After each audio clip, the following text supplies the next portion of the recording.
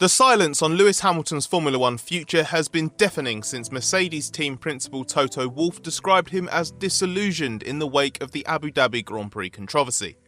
It appears Hamilton is genuinely yet to make a decision on returning to Formula One this year, pending the outcome of the FIA's review of events in the 2021 season finale, where Hamilton was denied an 8th title by the FIA's handling of a controversial late safety car. And the obvious conclusion is that Mercedes feels pressure needs to be kept on the FIA, which is yet to follow up its words with meaningful action. When Mercedes dropped its appeal against the steward's decision to reject its Abu Dhabi protest, which was based on 2 procedural infringements related to letting only 5 lapped cars unlap themselves and the timing of the restart, it did so on the basis that the FIA would take action. Initially, this was the preparation of a report that should be followed by a detailed analysis and clarification exercise for the future with all relevant parties. The FIA also promised that any identified meaningful feedback and conclusions be made before the beginning of the 2022 season. That happened on the 15th of December, 1 month ago. Since then, the FIA has said nothing meaningful beyond incoming President Mohammed Ben Sulayem saying he had reached out to Hamilton but not had a response and backing the process that had been launched. Even if it were unrealistic to expect this process to be complete by now, the FIA has offered no more details about the analysis, who is conducting it, and what the timeline is beyond the declaration that learnings will be implemented before the new season begins. So what's this got to do with Hamilton's silence and the supposed possibility he could quit? For a better understanding, we can look back to what Wolff said last month when talking about the reasons for Mercedes dropping its appeal. Expect the Commission to not only come up with words, but actually but with actions. And we will hold them accountable for the actions. Because we cannot continue in a sport that is meant to be sport followed by entertainment and not the other way around, that we are held ransom by ad hoc decisions in every field, be it technical or sport. And therefore, there needs to be clear measures in place before the start of the season, so every driver, every team, and the fans understand what's on and what is not on. Mercedes is determined to see tangible action. At the bare minimum, it needs to be convinced that the analysis the FIA has undertaken is a serious one, with a public outlining of the how and why of the process laid out. That's the first bar that the FIA always had to clear, and it hasn't done so yet. It's also been clear since Abu Dhabi that FIA race director Michael Massey's position is untenable, so it's no surprise that replacing him is widely considered to be among the demands made by Mercedes. It's also been suggested that Mercedes wants to see FIA head of single-seater matters Nicolas Tombazis go as well. This is plausible given the team's anger about the 4 small but significant aerodynamic rule changes that Mercedes feels were brought in for 2021 to curb its dominance. That's one of the ad hoc decisions that Wolff referred to. Part of Hamilton's relevance here is the role he can play in Mercedes holding the FIA to account. He is F1's biggest star with a massive global reach, and Hamilton quitting would have a seismic impact. Yes, the Grand Prix world would continue to turn, and it has a new generation of stars ready to fill the void, but the damage would be enormous. To lose a superstar at some point is an inevitable blow because age catches up with everyone, but to do so because they have no confidence in the governance and the legitimacy of the sport is completely different. Not only would it be embarrassing for F1, but it would have tangible commercial impacts and cost it fans.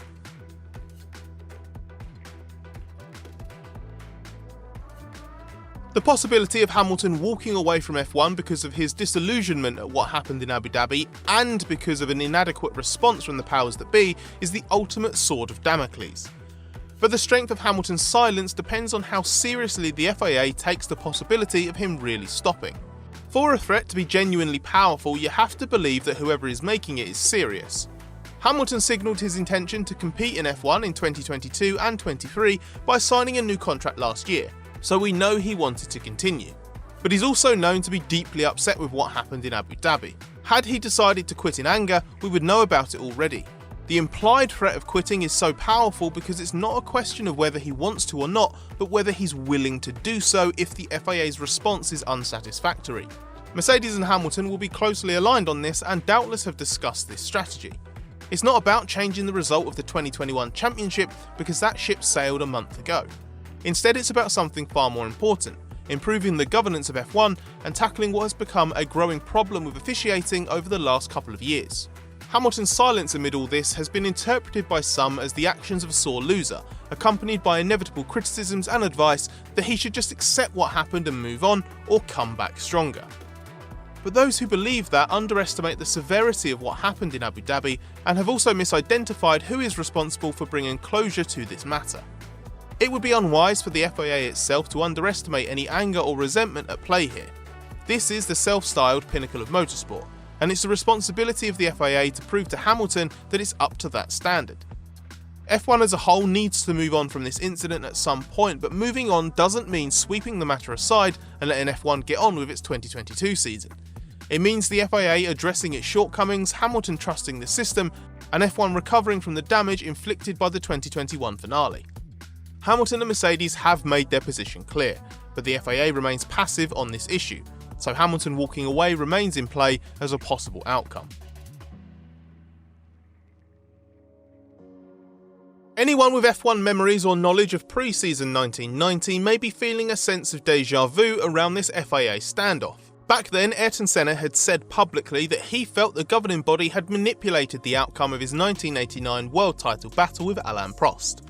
At the infamous Suzuka 89 title decider, the McLarens of Prost and Senna collided on the approach to the final chicane. Prost mistakenly believed his suspension was damaged and climbed out of what was later discovered to be a perfectly healthy car. Senna, with the help of marshals, extricated his car from the mess, bump-started it in the runoff area and rejoined the track from there, missing out the chicane. After a pit stop to replace the damaged nose, he caught and passed the Benetton of race leader Alessandro Nannini and won the race on the road. But he was disqualified for rejoining via a shortcut which handed the title to Prost, because with one race left, Senna could no longer overcome his points deficit. 2 weeks later, a still furious Senna gave a press conference in Brazil in which he said it was clear that political and economic pressure groups manipulated behind the scenes to make Prost world champion. He specifically included FIA President Jean-Marie Balestre in this accusation, whether out of patriotism, friendship, or for other reasons I prefer not to mention. An outraged Balestre summoned Senna and McLaren boss Ron Dennis to Paris to appear before the World Motorsport Council, with Senna accused of being in breach of the sporting code by deed which inflicted moral injury and loss on the FIA, FISA, their members or executive officers. The council voted to refuse Senna's application for his 1990 racing licence until an apology was issued. In the meantime, McLaren's two-car entry for the 1990 World Championship was returned, with Balestre insisting the entry would be refused as long as there was no apology. Senna, meanwhile, was back in Brazil and not making any comments, though he was in constant touch with Dennis by phone. As negotiations went on behind the scenes, the McLaren entry was accepted, with Gerhard Berger in one car but the other for a driver yet to be named, and subsequently amended to the team's test driver Jonathan Palmer. Balestre then insisted he personally had not demanded an apology. Things were thawing, and on the eve of the first race of the season, Senna was quoted in a FISA statement as saying he'd concluded from the World Council meeting that no pressure group of the president had influenced the decisions regarding the outcome of the championship. Senna's licence was granted and McLaren's entry for him accepted, but no one was really buying that the statement reflected Senna's true belief. Asked at the first race if he felt bitter about the matter, Senna made a lengthy pause before saying, "Perhaps my silence speaks for itself." Right now, Hamilton may well feel the same, but a similar outcome would be unjust. It's not Hamilton's responsibility to turn the other cheek, back down or apologise, and it's not his silence since December that's a problem, it's the FIA's.